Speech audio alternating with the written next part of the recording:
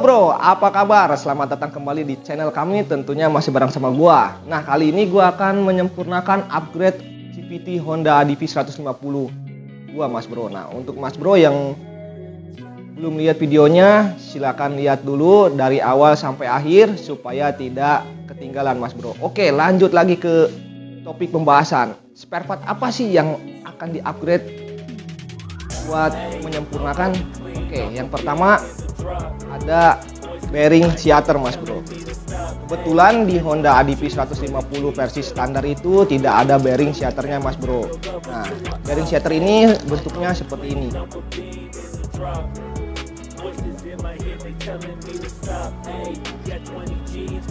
Ini berbeda dengan bawaannya, Kak. Nah, kita buka satu persatu ya. Ini buat penahan per CVT-nya. Ini ada ring dan ini ada kelahar. Kelaharnya berjenis kelahar bambu, Mas Bro, karena ini udah ada rumahnya masing-masing tuh. Bentuknya panjang-panjang, ini sebutnya kalau menurut gua ini kelahar bambu, Mas Bro. Dan ada ring lagi, ini buat penahan dari sini. Dan ini fungsi dari per seater ini yaitu untuk memperingan kinerja per CVT, Mas Bro. Jadi nanti pas pemasangannya seperti ini masuk ke rumah ring, terus kasih ini, terus disebut kelahar bambu lah menurut gua ini. Terus ini lagi buat penahan CVT-nya. Lalu per CVT di sini. Nah, ini nanti kinerjanya per CVT itu kan neken. Nah, nanti yang muter ini, Bro, pernya. Bukan per CVT-nya yang muter. Jadi gini, jadi memperingan kinerja per CVT saat menekan, Mas Bro. Jadi pas rollback yang lebih ringan karena ada gesekan dari sini. Itu pas menekan itu nggak hanya bergerak maju mundur, tapi ada sedikit putaran. Nah, gitu. Yang kedua ada penbel ini gua pakai yang original. Fungsi penbel ini yaitu untuk mentransfer tenaga mesin ke roda belakang, Mas Bro. Gua pakai yang originalnya, sama saja lah kalau yang racing atau original menurut gua sama saja. Pakai yang original. Ini brand ini untuk motor Vario sama. Oke, kita lanjut ke spare part selanjutnya, yaitu ada roller, Mas Bro. Nah, roller ini gua pakai dari brand TDR, Mas Bro. Gua pakai yang 10 gram, yang tadinya sebelumnya 17 gram. Nah, untuk Mas Bro yang pernah melihat upgrade dari awal pasti tahu, Mas Bro. Yang pertama itu gua pakai roller 17 gram. Nah, itu efeknya tarikan dari 0 ke menengah itu agak sedikit lambat. Nah, nanti terasa di putaran menengah ke atas kalau 17 gram. Nah, terus gua ganti ke 12 gram. Nah, di 12 gram dari 0 ke kecepatan menengah itu merata, Mas Bro. Jadi ngisi. Nah, nanti pas di RPM menengah ke atas itu masih tetap stabil ngisi gitu, Mas Bro. Jadi pas diajak ke jalan yang datar ataupun nanjak itu efeknya terasa lebih enak dan lebih enteng. Nah, gua sekarang akan mencoba ke 10 gram, ke yang lebih ringan. Nanti efeknya gua nggak akan tahu seperti apa. Nah, makanya dari awal gua ceritakan, tonton videonya dari awal sampai akhir, dari versi yang sebelumnya sampai yang sekarang supaya jelas, Mas Bro. Lanjut ke spare part terakhir, yaitu ada busi dari brand Breeze. Di sini gua akan sedikit berikan pengetahuan kepada sobat otomotif. Ini merupakan busi yang mempunyai nama sebenarnya itu Breeze Tabor, Mas Bro, yang berdiri di negara Ceko, berdiri pada tahun 1935.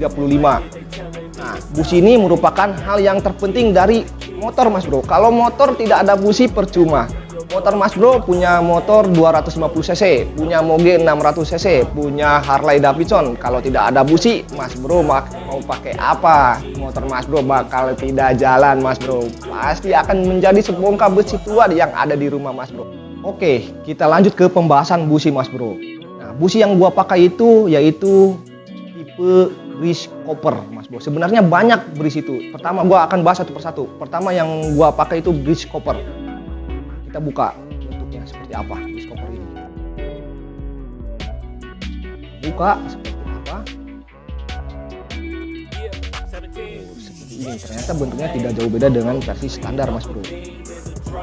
Di sini gua akan terangkan. Nah, busi copper ini yang dari bridge ini bentuknya sama seperti busi pada umumnya. Tapi yang membedakan itu dari bahannya Mas Bro. Bahannya ini terbuat dari copper Mas Bro. 2 kali lebih baik dari versi standarnya yang berbahan iridium. Nah, ini berbahan copper Mas Bro. Ini irit bahan bakar, mudah di starter saat mesin dingin, dan mudah diaplikasikan pada motor harian Mas Bro. Ada versi yang lebih tinggi dari copper, yaitu ada premium LGS. Nah, premium LGS ini merupakan busi tidak ada kepalanya Mas Bro.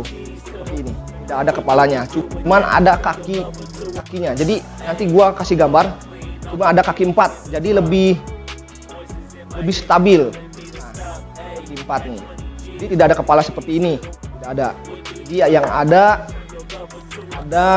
semacam ini. Kalau menurut gua itu 4 keluar api, yaitu ada 4 dari setiap sudutnya. Itu merupakan busi dari premium LGS. Itu berbahan lebih baik dari copper Mas Bro. Itu berbahan dasar silver. Desainnya yaitu yang tadi gua sebutkan, tidak ada kepala busi, tidak ada topinya, maksudnya tidak ada topi seperti ini. Yang ada itu dia mempunyai ini apa ya, kalau lebih tepatnya mempunyai uang bakar 4, jadi tempat keluar apinya itu 4 sudut Mas Bro, jadi lebih sempurna. Memiliki pengapian 360 derajat Mas Bro. Ini cocok sekali digunakan di motor-motor bore up. Ada lagi busi dari bridge yaitu premium JS. Premium JS ini bentuknya sama seperti ini,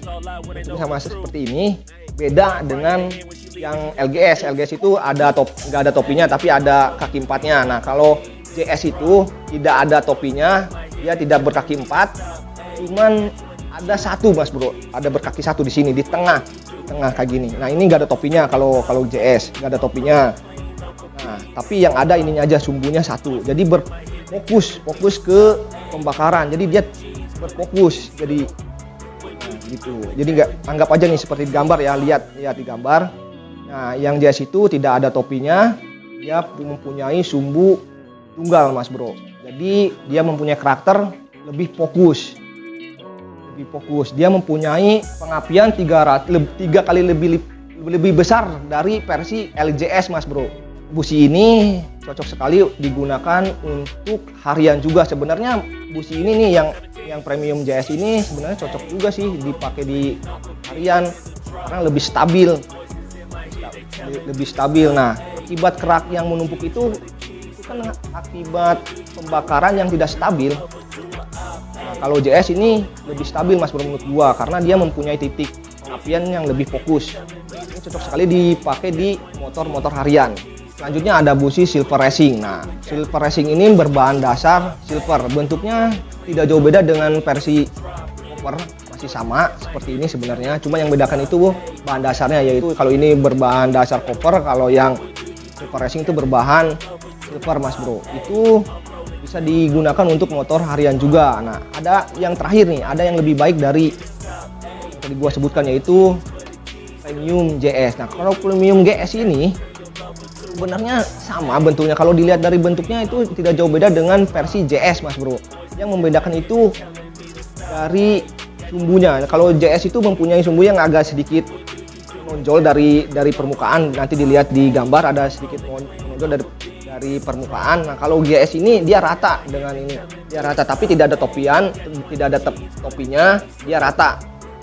Dia rata Mas Bro. Nah, ini berbahan dasar silver. Ini direkomendasikan buat motor balap Mas Bro yang mempunyai cc 600 ke atas atau 500 ke atas Mas Bro. Ini sangat direkomendasikan karena ini memiliki pembakaran yang lebih sempurna dari versi-versi yang tadi gua sebutkan. Oke, tidak banyak cerita lagi. Sekarang gua akan pasang ini semua spare part. Yang kemana-mana, tonton terus videonya. Let's go. Halo bro, sekarang gua sudah ada di bengkel Agromotor. Nah, kali ini gua akan pasang spare part itu di sini. Ayo, langsung aja lah. Let's go, let's go. Nah, ini dia spare partnya. Langsung saja, langsung bro. Nah, kita kembali ketemu lagi sama Om Indra yang pernah memasang upgrade CVT Honda DP 150 yang kemarin Mas Bro. Untuk Mas Bro yang belum lihat, silakan lihat, tonton, dan jangan lupa like dan subscribe-nya. Nah, itu Mang Indra yang itu banyak mekanik. Nah, yang di sana itu Bro Asep tuh yang sana. Nah, ini dia Bro Indranya udah ada di sini.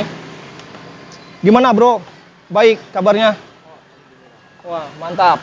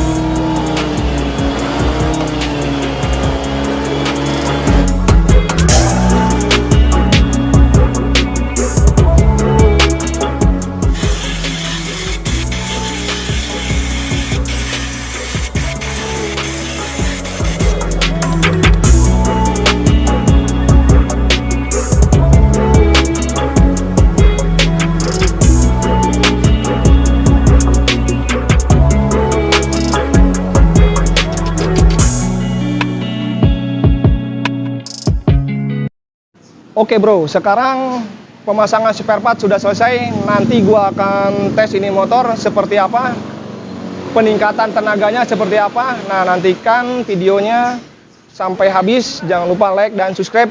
Terima kasih juga pada mekanik-mekanik dari Agro Motor, terutama Om Indra. Cuaca hari ini cerah sekali bro. Baru ada waktu untuk ngetes motor ini. Yang kemarin gua ada penyempurnaan upgrade, yaitu di bagian CVT, yaitu penambahan part berupa bearing shatter dan roller yang tadinya 12 gram sekarang gua pakai 10 gram. Seperti apa perubahannya nanti gua akan kasih data kepada lu semua bro.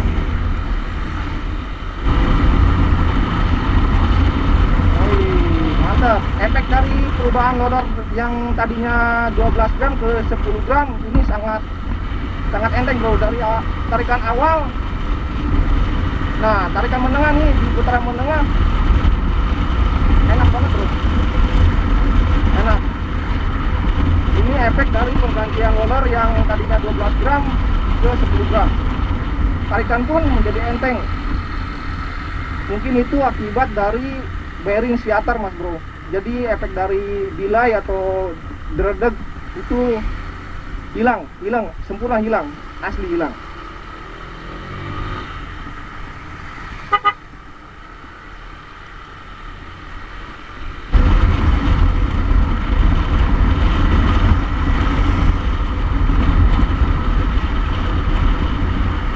Ini hampir sempurna bro, hampir sempurna. Sebenarnya ada spare part yang satu yang gua lupa, yaitu ini. Yang satu gua lupa itu namanya apa ya? Astagfirullah, lupa gua. Kampas kopling. Kampas ganda bro, sorry, kampas ganda. Nanti gua akan pasang itu kampas ganda. Nanti gua rencananya ke depannya ada kampas ganda NMAX yang gua pasang di Honda DB bro.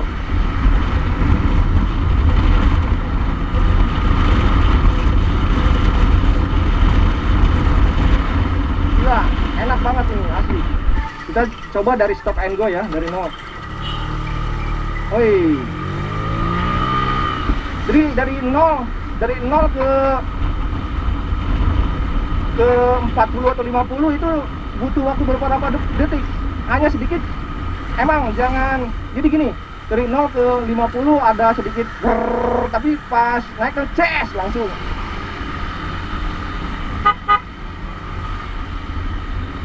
Jadi dari 0 ke 50 pada saat stop and go di lampu merah itu enggak begitu parah dari yang kemarin mas bro. Yang kemarin 12 jam itu parah banget, enggak begitu enak. Mas sekarang lebih ngisi dari 0 ke 50 itu, dari 0 ke 50 hanya membutuhkan waktu beberapa detik mas bro. Nah sekarang kita akan coba di jalan menanjak mas bro, seperti apakah efek dari pergantian bearing shatter dan roller yang tadinya 12 gram ke 10 gram. Ini tarikan awal ngisi bro, ngisi sampai menengah, terus ngisi terus. Lebih baik dari yang kemarin,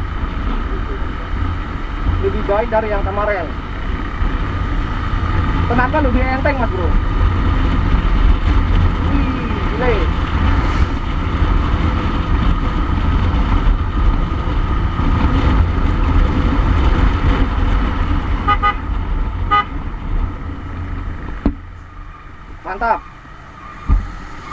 Mantap sekali.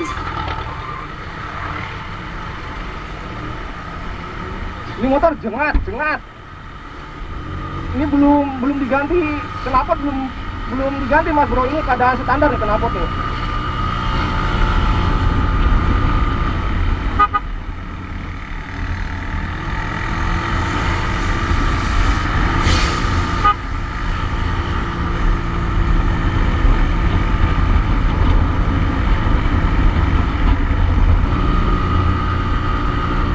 Nah, bukan sendiri bro, gua berdua sama kameramen.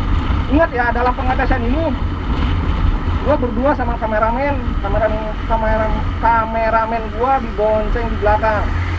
Nah, dalam pengetesan ini bobot gua itu sekitar 50 kg. Kalau sama yang di belakang itu perkiraan 1 kintal lebih. Bayangkan, ini tadi kan jalan nanjak tuh. Motor ATV masih sanggup mas bro melibas tanjakan seperti itu, apalagi gue sendiri ya. Gue belum ngetes sendiri nih, gue ngetes berdua sama kameramen. Nah, bobot gue berdua itu sekitar 1 kintal lebih. Gue 50, kalau sama yang di belakang itu 1 kintal lebih mas bro. Nah mas bro bisa hitung-hitung sendiri lah seperti apa bobot kendaraan si pengendara tersebut. Jadi untuk tes ini menurut gua sangat memuaskan, apalagi gua bawa beban banyak banget.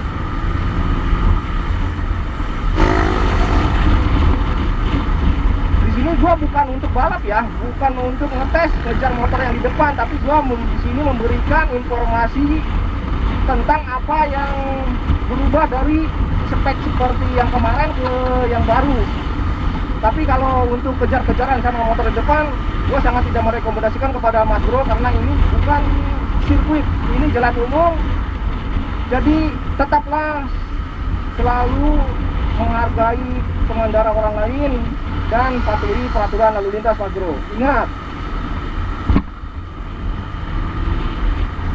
gila ini motor enteng banget sih. Di depan ada NMAX.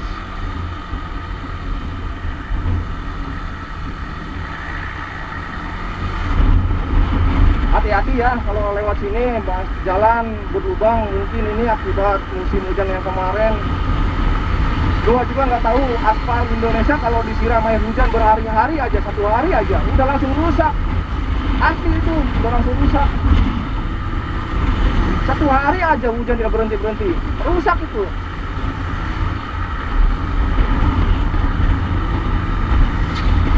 Nah di sini hati-hati kalau malam nih.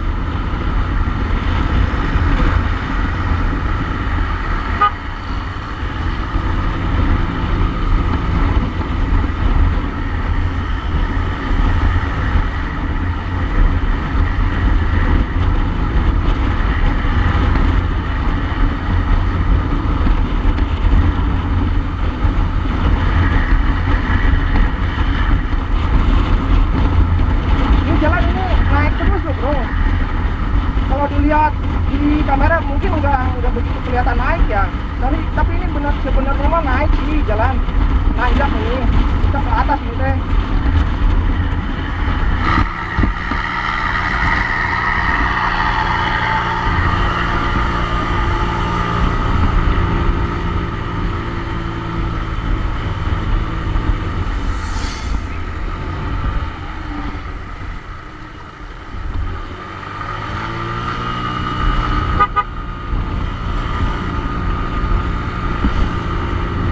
Tanjakan aman, mantap.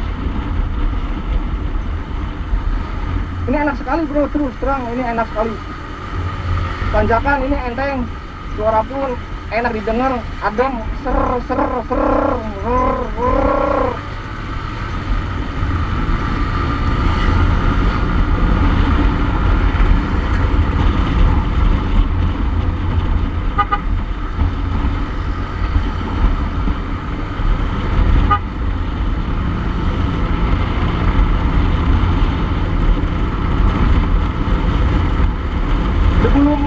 Ganti nih sebelum gua upgrade, kalau setiap ada tanjakan gua itu selalu zigzag. Kenapa gua lakukan itu?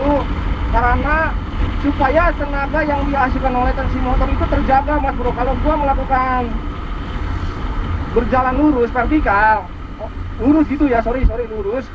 Kalau lurus terus nanti di tengah tanjakan itu motor gua kehilangan napas mas bro, kehilangan tenaganya. Jadi gua berinisiatif melakukan zigzag kecil-kecilan. Nah zigzag seperti ini, zigzag. Nah ini memberikan efek tenaga jadi stabil mas bro.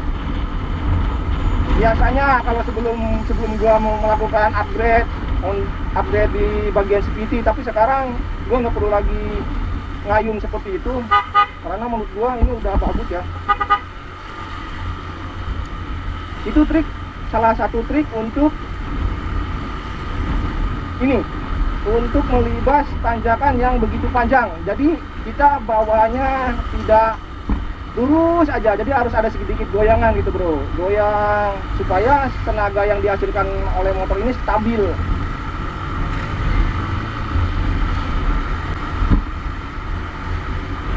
Tapi goyangnya jangan terlalu goyang seperti yang mau nikung seperti itu, jangan, maksudnya goyang-goyang aja sedikit gitu, sejak kecil-kecilan lah. Kalau menurut gue sih itu sangat membantu ya.